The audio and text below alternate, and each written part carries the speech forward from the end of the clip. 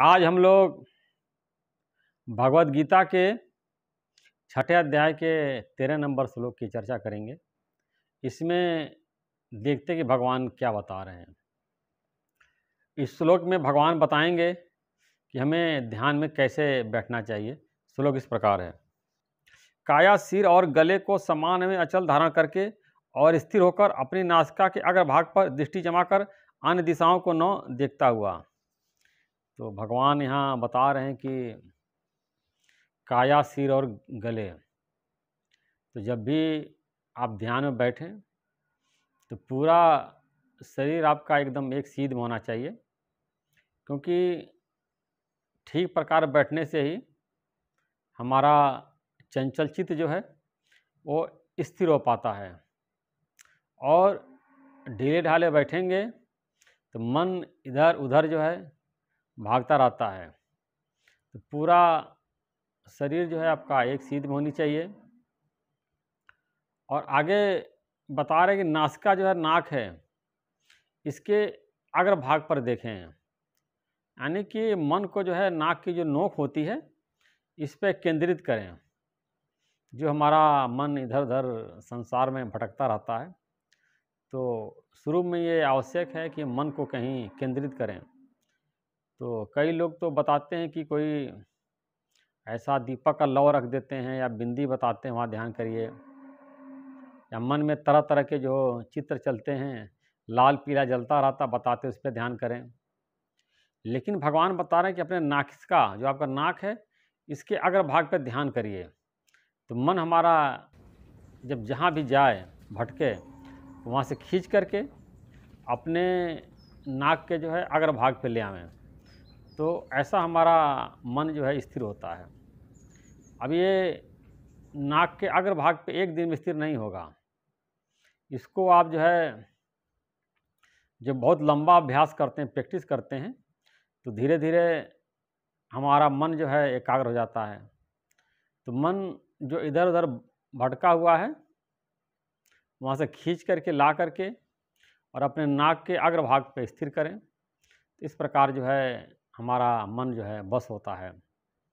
और मन को स्थिर करने के लिए बताया है कि जो श्वास आपके अंदर आ जा रही है, अंदर सांस जा रही है फिर बाहर निकल रही है, इस पर भी आप एकाग्र कर सकते हैं।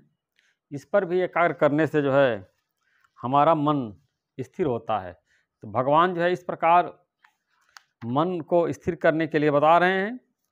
और बता रहे अन्य दिशाओं को न देखता हुआ। जब भी आप ध्यान में बैठें तो इधर उधर नहीं देखें, केवल नासिका के अग्रभाग पर ही देखें। तो आपका मन जो है एकाग्र होगा।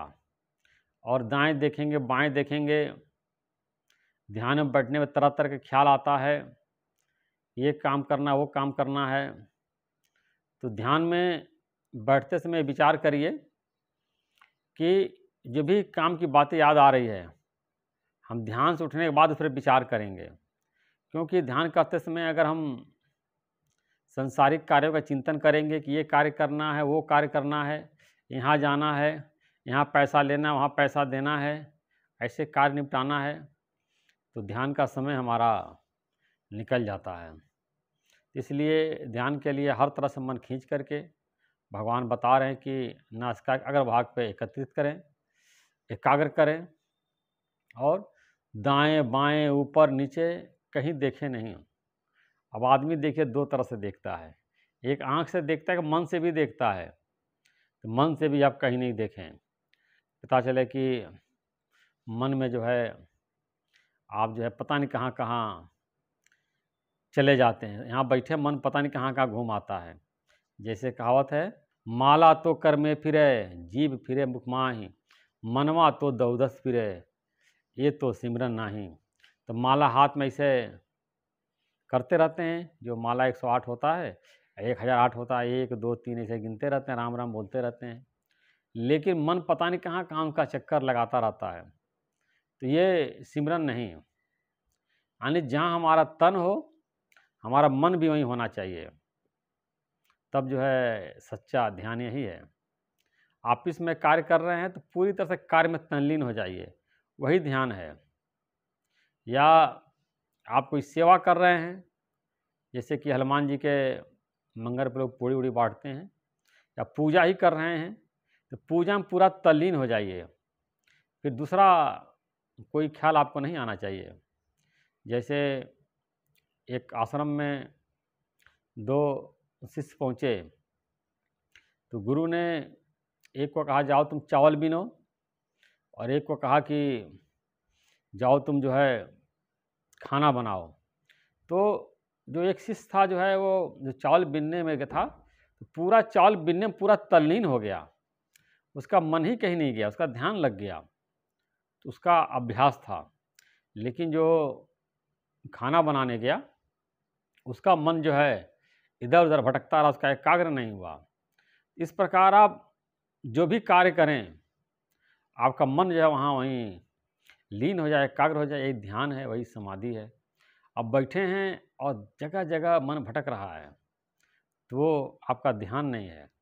तो पहले 15 मिनट, 20 मिनट, आधा घंटा आप घर में ध्यान करने की प्रैक्टिस करेंगे, बैठने की प्रैक्टिस करेंगे, अभ्यास करेंगे, ज्ञान की बातों का विचार करें, मनन करेंगे, और मन को खींच करके मन से अपने नाक के अग्रभाग पे देखेंगे। ऐसा अभ्यास करते करते आपका मन जो स्थिर होगा। जब ऐसा मेडिटेशन करेंगे, उसके बाद आप देखेंगे कि इस तरह की एकाग्रता आपके 24 घंटे हो जाएगी। पहले तो जब बैठेंगे आधा 1 घंटा ही होता है, बाकी 24 आवर यह अभ्यास हो जाता है। जैसे कबीर दास ने बताया है, घड़ी एक बिसरू राम को तो ब्रह्म हत्या में होए। मैंने एक घड़ी भी अगर भगवान को भूल जाता हूँ तो मुझसे ब्रह्म हत्या हो जाए। एक होता है जीव हत्या, एक ब्रह्म हत्या। जब किसी जैसे बकरे को लोग काटते हैं, मुर्गी को काटते हैं, तो जीव हत्या होती है। अब ब्रह्म हत्या होती है कि अपने को भगवान न मानना। तो शास्त्रों में जीव हत्या के प्रायश्चित का उपाय बताया गया है, लेकिन ब्रह्म हत्या का नहीं बताया गया कि ब्रह्म हत्या का क्या उपाय है।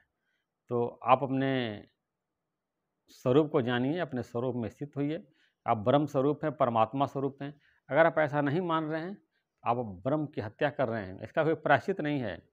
इसका प्रायश्चित यही है कि दोबारा अपने को ब्रह्म मानिए, परमात्मा मानिए कि मैं वही परमात्मा का स्वरूप हूँ। मैं परमात्मा, हमारे में कोई भेद नहीं है।